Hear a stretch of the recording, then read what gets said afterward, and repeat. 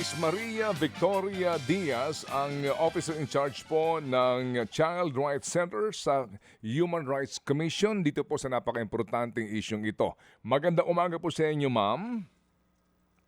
Hello, magandang umaga po Sir Ted at DJ Chacha. Opo, salamat sa panahon. Bagamat ngayon nga po ay walang pasok ang sinasabing mga kawani po ng ating pamahalaan dahil nga masama ang panahon. Ma'am, kasi hindi ho natin maitatanggi, no? Ito hong balita nga na may nangyaring karumal-dumal na krimen dyan po sa Davao. Kung saan Hmm. po isang estudyante, bata din po ito, 19 years old lamang, sinaksak siya ng 38 beses, no?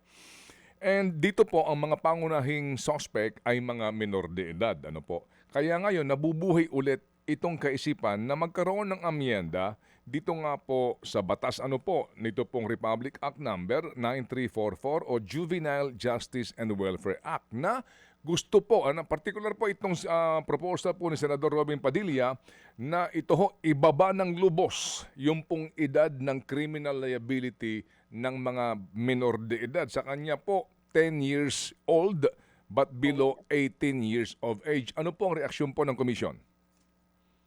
Una po 'no, gusto naming makiramay po doon sa naging biktima po ng ano, insidenteng ito ng pagpatay at ang involved nga po ay mga minor de edad po 'no.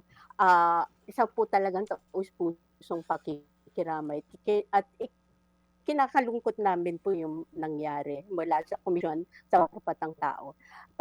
Gusto ko pong sabihin po 'no na ano na merong posisyon po dito ang, CHR, ang Commission on Human Rights po dito sa ang tawag po natin dito, Manong Ted, MACR 'no, Minimum Age of Criminal Responsibility. Mm. Meron pong malinaw na posisyon ang CHR dito. Ito po ay hindi kami sumasang-ayon na ibaba ang minimum age of criminal responsibility or yung edad na kung saan pwede nang kasuhan ng isang batang Pinoy. So, pwede kami mag-cite siguro po ng ano 'no, ng 5 dahilan po 'no. Una siguro yung ang tawag natin dito sa Ingles yung, development of the human brain 'no. Yung human brain, paano ba ito nade-develop po nun? Pangalawa na gusto naming, pag-usapan, ang Pilipinas po ay signatory, state party po siya sa iba't ibang human rights ano po, treaties po 'no. In particular, ito pong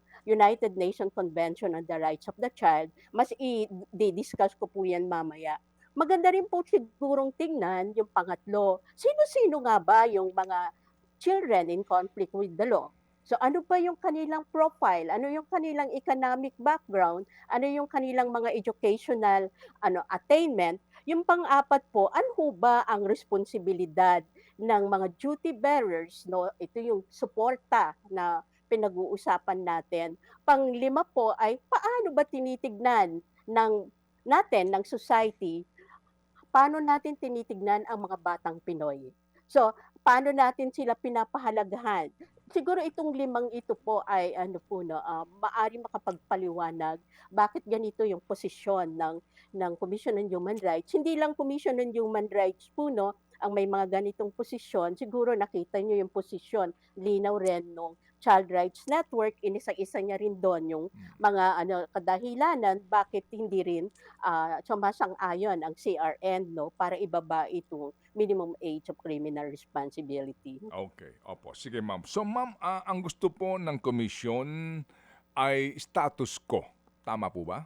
Opo, opo. Kasi Okay. po, Mhm. sabi ko nga yung sa, development ng human brain, ano ba yung ano, yung, paano ba na na Okay. nagiging ano, nade-develop ang human brain? Mahalaga po kasi ito 'no, Manong Ted 'no, kasi yung development po ng human brain, sequential po 'yan, sunod-sunod po 'yan.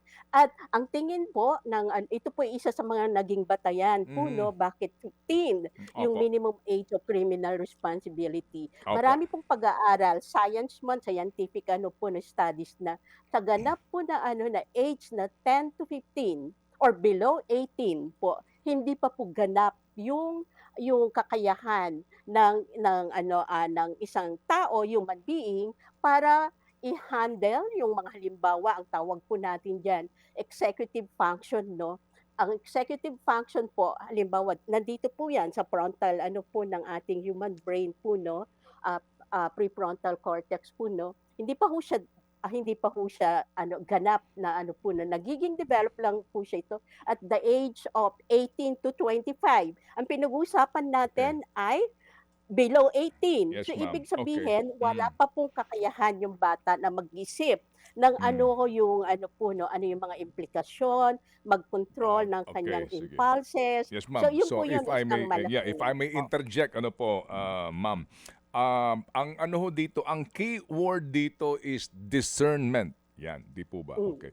Yung inyo pong opo, sinasabi nga kaninyo, ang mga minor de edad, ito pong mga below 18, kumbaga, oo, hindi pa buo yung kanyang, ano man pong tawag nyo doon, yung kanyang brain function, kakayahan. yes ma'am, kakayahan to discern, para isipin, mali ba ang pumatay ng tao o hindi? Ganun po yun, ma'am. Hindi, yung ano po, no, Ito opo, lang po, no, para medyo ang ating diskusyon nga po ay doon lang po sa issue. Kasi ito po pinagtatalunan dito because if you recall, ma'am, dati-rati po, 12 years old dito yung age of discernment na sinasabi. Opo, yung age of discernment, dati po, bago itong bagong batas na ito na tumutugon nga sa makabagong panahon, mga bagong pag-aaral, dati-rati po yung sinasabing age of discernment, 12. Na at the age of 12, alam mo na ang tama at mali. Basic, no? Oo, ang pagpatay ng tao ay mali. Ang pagnanakaw ay mali. Alright? Yung pong pagsunog mo ng kung anumang bagay, ano ho, ay mali, etc., etc. So ngayon, sinasabi po ninyo, may pag-aaral na ang mga minor de edad, 18 pababa, opo, sa mga panahong iyon, sa mga taon na iyon, hindi pa sila nakapagdedesisyon talaga, hindi pa sila kumbaga completely capable to discern na ang isang bagay ay tama o mali gaya ng pagpatay sa kapwa. maaaring alam po nilang mali, no, yung pagpatay. Pero ang sinasabi po natin, yung implication, yung long-term implication ng such act, Mm. doon pa ho tayo na may Ayun. katanungan. So, hindi lang po noong 2006 po kasi napirmahan tong batas na ito, kahit hanggang ngayon po, ito pa rin yung pagtingin po, pagdating po sa kakayahan, pagdating sa discernment. Mm. Ganito pa rin po yung ano, Okay. pagtingin na hindi pa ganap yung kakayahan ng isang human Opo. being po na magtimbang-timbang Mm. ng mga implikasyon ng isang act. Opo, okay. Sige po. So yun po ang sinasabi po ni Ma'am Bing dito. So ma'am, kung status quo po yung batas, wala ho ba tayong medyo maari din po sigurong ipanukala na anuman pong pagbabago sa implementasyon nito, considering din po kasi in the end ano po, sa kasalukuyan pong batas, no, yung 15 anyos and below are exempted from criminal liability at sila po'y dadaan lamang sa intervention program. Ano po? Ito pong Ah, mga ang edad ay 15 hanggang 18, maaari naman silang quote-unquote, hindi sila ikukulong kung hindi, dadaan lamang sa rehabilitasyon. Ngayon, maaari lang ho silang papanagutin kung sakasakali po na sabihin ng isang psychologist na hindi, he or she acted with discernment with discernment. Yes, alam niya na yung implikasyon nito, ginawa pa rin niya at ito'y recidivist. So, dito ho ba ma'am, wala kayo naiisip na kaparaanan para ho pahupain lang din po ang loob, no? Gaya po nila Senador Robin Padilla, itong mga pamilya po nitong biktima ng karumal-dumal na krimen kung saan po mga minor de edad ang involved, para po naman magkaroon po kahit papaano ng pagbabago sa usapin po na yung ibang mga minor de edad yung iba nga po ma'am na hinuhuli nung una pa, may dalang birth certificate 'Di ba na kapag hinuli sila ng mga pulis, papakita birth certificate, minor de edad kami, para bang ginagawa nilang dahilan ito yung iba, opo, para po labagin ang batas, ma'am. Go ahead. Opo, sir, una po, 'no, yung RA 9344 or the Juvenile Justice and Welfare Act, na-amend na po siya nung 2013 po, 'no, at yung mga ilan na mga gaps po na na-identify, 'no, after more than 8 years ay inano po, tinugunan na po 'no. At gusto ko pong liwanagin 'no, unfortunately until now, hindi pa maayos or hindi pa kumpleto yung interpretasyon ng batas. 'Pag Mhm. sinabi kasing, intervention, sasabihin ang iniisip ng iba, counseling lang 'yan. Hindi po, under the law, it's a series po ng activities po 'no, at Mm. hindi lang po yung bata yung dadaan sa intervention.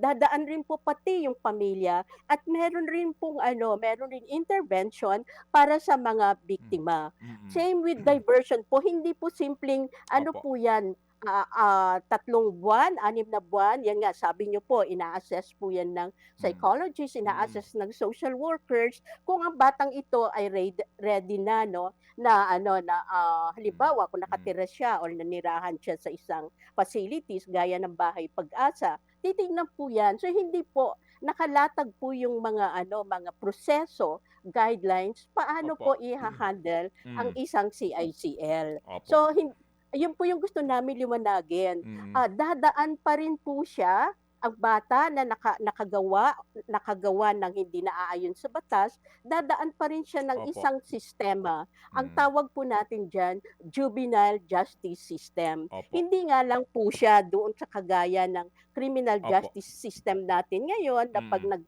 nagkasala ka, kulong kaagad. At Opo. sir, bago po ako tumigil pala sa anong 'to, gusto ko pong liwanagin na meron pa rin ho, hindi nawawala po yung kanyang civil liability Yes, ma'am. po Yes, 'no, ma'am. Opo, opo, hindi opo. po yan Opo, nawawala. yes, ma'am. Yung civil liability pati po yung magulang, no? Nito pong bata, yung kanya pong pananagutan din doon sa gawi po ng kanyang minor de edad na anak na nakagawa umano ng krimen. Anyway, so ma'am, in parting, di ho ba sa pagpapatupad ng batas na ito, kayo po mismo na ito po ang kumbaga ang inyo pong focus, di ba dito yung pagkukulang din dahil hindi naman lahat ng rehiyon ay may pasilidad o ang pasilidad po'y kaaya-aya para po sa rehabilitasyon ng mga child in conflict? Opo, tama po kayo diyan sir, meron pang mga gaps 'no. Halimbawa, ayon po sa batas, lahat po dapat ng probinsya sa Pilipinas, ngayon 82 na po tayo, dapat meron po silang Bahay Pag-asa. Same with ano po 'no, yung mga highly urbanized cities, dapat po 33 sila, so 112 dapat, Mm. dapat meron tayong Bahay Pag-asa na gano'n po Mhm. 'no. Mm. At meron dapat rin intervention program.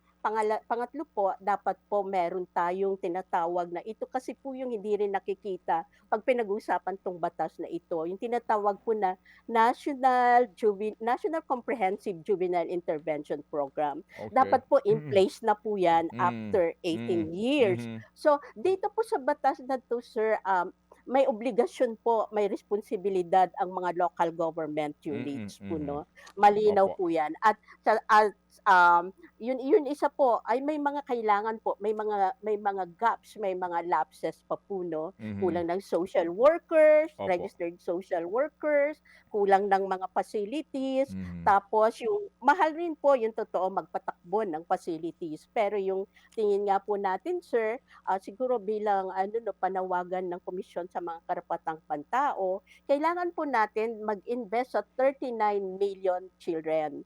39 million na po yung mga bata ngayon or lahat ng mga under 18 Mhm. ay na tao sa Pilipinas. So kailangan po natin talagang pangalagaan at Opo. ang pangangalaga po na ito ay yun yung isang intensyon na sana ay maging Opo. law-abiding citizens yung mga bata at yun isa. Pangalawa ay sana matuto silang mangilatis po 'no, mag-discern kung ano yung Mm. mga bagay-bagay na ginagawa nila given na ang ating mundo ngayon ay napakalawak, may digital world, cyberspace na po tayo. So ang dami ng environment na Opo. maaaring, makaapekto sa mga batang Pinoy. Sige po. Salamat na marami, ma'am. Ngayon po napakinggan po namin ang panig po ng CHR dito kasi po mukha pong magkakaroon pa ho ng ilang pang mga pagdinig at diskusyon sa napaka-importanteng isyong pambayan na ito. Ma'am, salamat na marami po sa inyo. Ma'am Bing Sal Diaz. Salamat po. salamat po Nung Ted at sana ay, pagpatuloy natin 'no yung pagdidiskusyon patungkol sa mga usaping pambata. Opo, thank you.